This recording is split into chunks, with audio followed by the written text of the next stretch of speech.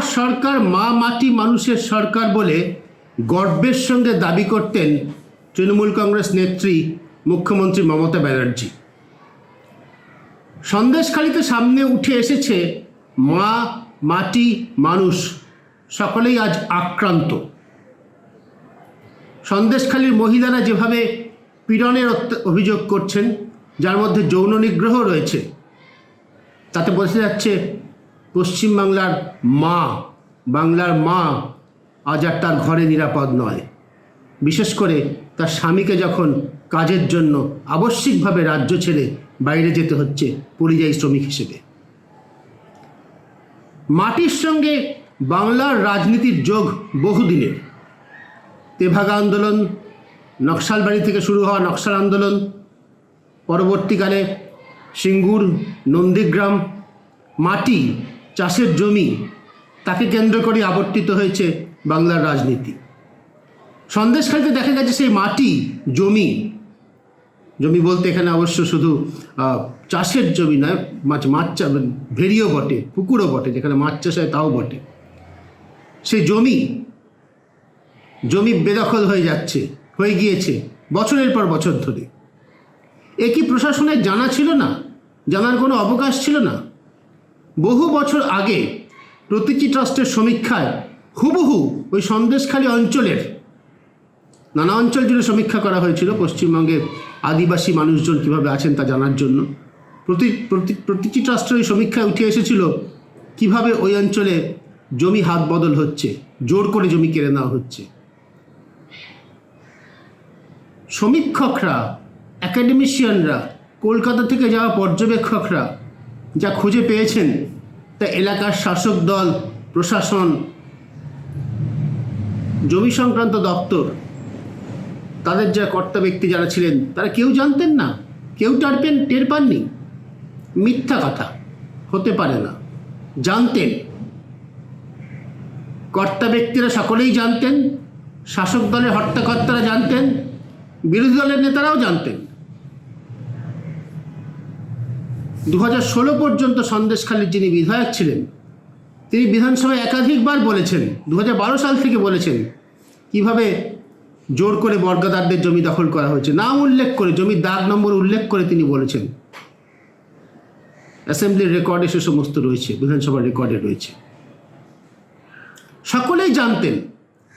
কেউ ব্যবস্থা নেননি যতক্ষণ না পর্যন্ত কেন্দ্রীয় তদন্তকারী সংস্থা এনফোর্সমেন্ট ডিরেক্টরেটের হস্তক্ষেপের ফলে শেখ শাহজাহানকে বাড়ি ছেড়ে পালাতে হলো, ইডির দল আক্রান্ত হলো এবং শেখ শাহজাহানের মতো প্রবল প্রতাপান্বিত সামন্ত প্রভু তাকে বাড়ি ছেড়ে পালাতে হতে পারে, এই বার্তা যখন গ্রামে গ্রামে রটে গেল, তখন মানুষ সাহস পেলেন ঘর থেকে বেরিয়ে আসার। মানুষ সাহস পেলেন তাদের মনের কথা বলার। সেই মনের কথা আজ তারা উগরে দিচ্ছেন সংবাদ মাধ্যমের কাছে, রাজনৈতিক দলের প্রতিনিধিদের কাছে, সোশ্যাল মিডিয়াতে।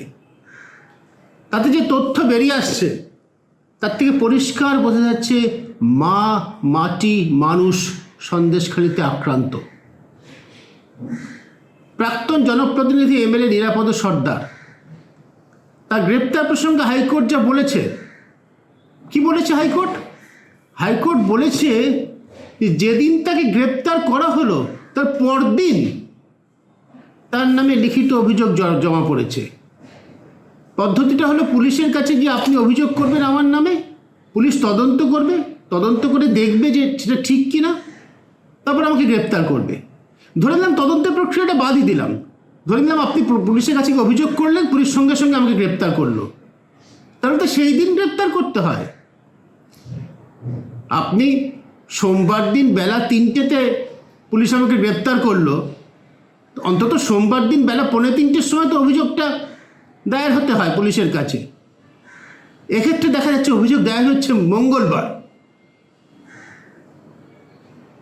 পুলিশের মধ্যে নিশ্চয়ই জ্যোতিষ জানা বা ভবিষ্যৎবাণী করতে পারা কিছু মানুষজন আছেন যারা এভাবে কাজ করেন। পুলিশ যেভাবে কাজ করছে তাও কি সরকার টের পায়নি? বস্তুত সম্প্রতিকালে পরপর কয়েকটি ঘটনায় আমাদের কথা মনে করার কারণ আছে যে সরকারের একটা অংশ, পুলিশ প্রশাসন, তারা কি ইচ্ছা করে সরকারকে ফাঁসাচ্ছেন? এইরকম একটা নথি হাইকোর্টে, এরকম একটা যাকে বলে সংবেদনশীল মামলা, সেই মামলায় এরকম একটা নথি পুলিশের পক্ষ থেকে লিখিতভাবে পেশ করা হচ্ছে। পশ্চিমবঙ্গে পুলিশ কি মিথ্যা কেস সাজাতেও ভুলে গিয়েছে? ওই যে অনুব্রত মণ্ডলরা বলতেন গাঁজা কেসে ফাঁসিয়ে দেব। পুলিশ আমাদের দেশে মিথ্যা মামলায়, মিথ্যা কেসে মানুষজনকে ফাঁসায় না তা নয়, এবং পশ্চিমবঙ্গে একমাত্র এ ঘটনা ঘটে তাও নয়। এলগার পরিষদ মামলায় দেশের বরেণ্য বিশিষ্ট বুদ্ধিজীবী আইনজীবীরা তারা গ্রেপ্তার হয়ে আছেন, বছরের পর বছর। স্ট্যান স্বামী মারা গিয়েছেন। সে মামলার সারবত্য এখনও প্রতিষ্ঠিত হয়নি। যা বৈজ্ঞানিক তদন্তে প্রতিষ্ঠিত হয়েছে তা হচ্ছে তাদের কম্পিউটারে জাল নথি ঢোকানো হয়েছিল তাদের অজান্তে। এই দক্ষতার সঙ্গে কাজ করতেও কি পশ্চিমবঙ্গ পুলিশ ভুলে গিয়েছে?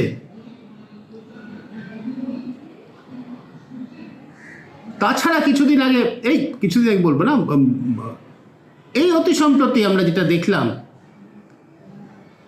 অভিষেক বন্দ্যোপাধ্যায় তিনি বলছিলেন যে হাইকোর্টের স্থগিতাদেশ রয়েছে, যার জন্য পুলিশ শেখ শাহজাহানকে গ্রেপ্তার করতে পারছে না।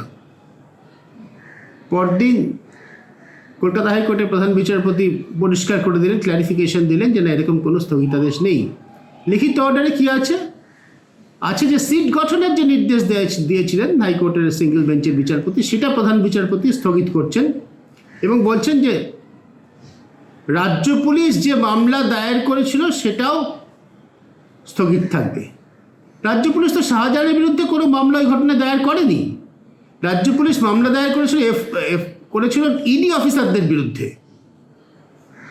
সেই মামলাটা স্থগিত রাখতে হাইকোর্ট বলেছিল। হাইকোর্ট কখনো বলেনি যে শেখ শাহজাহানের বিরুদ্ধে কোনো ব্যবস্থা নেওয়া যাবে না। যার বিরুদ্ধে মহিলারা নিগ্রহের অভিযোগ করছেন, ডজন ডজন মামলা রয়েছে, অতীতের মামলা রয়েছে, যেখানে প্রাথমিকভাবে পুলিশের কাগজপত্রে তার নাম ছিল, কিন্তু চার্জশিটে রহস্যজনকভাবে তার নাম উধাও হয়ে গিয়েছে। এইরকম একজন ব্যক্তিকে পুলিশ গ্রেপ্তার করতে পারবে না, হাইকোর্টে অবাস্তব নির্দেশ দেবে? এই পরামর্শ হাইকোর্টের লিখিত নির্দেশের ওই ব্যাখ্যা যারা রাজনৈতিক নেতাদের দিয়েছেন,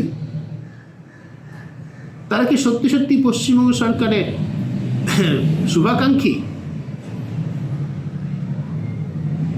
আমার সন্দেহ জাগছে এবং মনে হচ্ছে যে অন্যান্য বিভিন্ন রাজ্যে দেখতে পাচ্ছি অবিজেপি সরকার যেখানে রয়েছে, সেখানে পুলিশ প্রশাসনের একটা অংশকে করতলগত করা, হস্তগত করা বিজেপির একটা কৌশল। যেমন রাজনৈতিক নেতৃত্বের একটা অংশকে তারা নানাভাবে হস্তগত করছে, যেভাবে গতকাল রাজ্যসভার ভোটে হিমাচল প্রদেশ এবং উত্তরপ্রদেশে তারা বাড়তি প্রার্থীকে জেতাতে পেরেছে, ঠিক সেইভাবে পুলিশ প্রশাসন আমলাতন্ত্রের একটা অংশকেও তারা হস্তগত করার, নিজেদের আনুগত্যের অধীনে নিয়ে আসার চেষ্টা করে। পশ্চিমবঙ্গে আমলাতন্ত্রের একাংশ কি তার শিকার হয়েছেন আমরা জানি না, কিন্তু আমরা যেটা দেখতে পাচ্ছি সম্পূর্ণ ছন্নছাড়া অবস্থা, দিশাহারা অবস্থা রাজ্য প্রশাসনের, এবং মাটি মানুষ আক্রান্ত। মুখ্যমন্ত্রী মমতা ব্যানার্জি বলছেন যে আদিবাসীদের জমি নেওয়া হবে না। যে আদিবাসীদের জমি ইতিমধ্যেই চলে গিয়েছে, এবং শুধু আদিবাসী নয়, অন্যান্য নানা ধরনের মানুষের জমি চলে গিয়েছে। হতে পারেন তারা শিডিউল কাস্টের, হতে পারেন তারা অন্য দলিত, ওবিসি, অন্য কোনো সম্প্রদায়ের। সাধারণত চাষের সঙ্গে যুক্ত তো এই ধরনের মানুষরাই হন। পশ্চিমবঙ্গে চাষের সঙ্গে যুক্ত ছোট কৃষি জমির মালিক কারা? তারা তো উচ্চবর্ণের হিন্দু ব্রাহ্মণ কমই আছেন। যারা আছেন তারা দলিত, আদিবাসী, মুসলমান, সাধারণ গরিব মানুষ। জমি যদি গিয়ে থাকে, যেমন সন্দেশখালিতে গিয়েছে, সেখানে তাদেরই গিয়েছে। ট্রাইবাল বলে শুধু একটা বিশেষ জনগোষ্ঠীকে আলাদা করার কোনো কারণ নেই। এই জমির দখল, শুধু সন্দেশখালিতে নয়, কলকাতা শহরে, কলকাতার উপকণ্ঠে, বড় মহানগরীতে জমি দখলের কাহিনী আমরা দেখিনি, আমরা জানি না। জমির হাত বদল বেআইনিভাবে, এবং তাতে কিভাবে রাজনৈতিক নেতাদের মদত থাকে, তাদের সহায়তা প্রয়োজন হয়, তা কি আমরা জানি না? মাটি হারানোর বেদনা বাংলার মানুষ জানেন, মায়ের অসম্মানের বেদনা বাংলার মানুষ জানেন, মানুষের আক্রান্ত হওয়ার কষ্ট দুঃখ বাংলার মানুষ জানেন। মা মাটি মানুষ বাংলায় আক্রান্ত।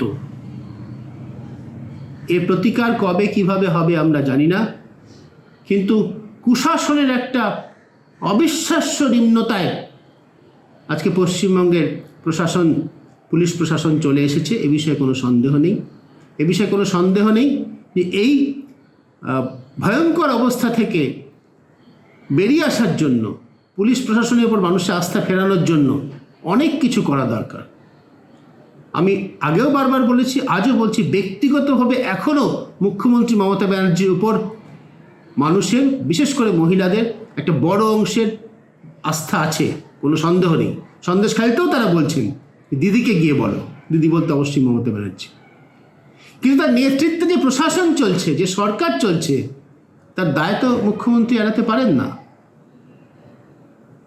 শীর্ষে বসে থাকা ব্যক্তি, তিনি সব কিছুর ঊর্ধ্বে, তিনি সব সমস্যার সমাধান করে দেবেন।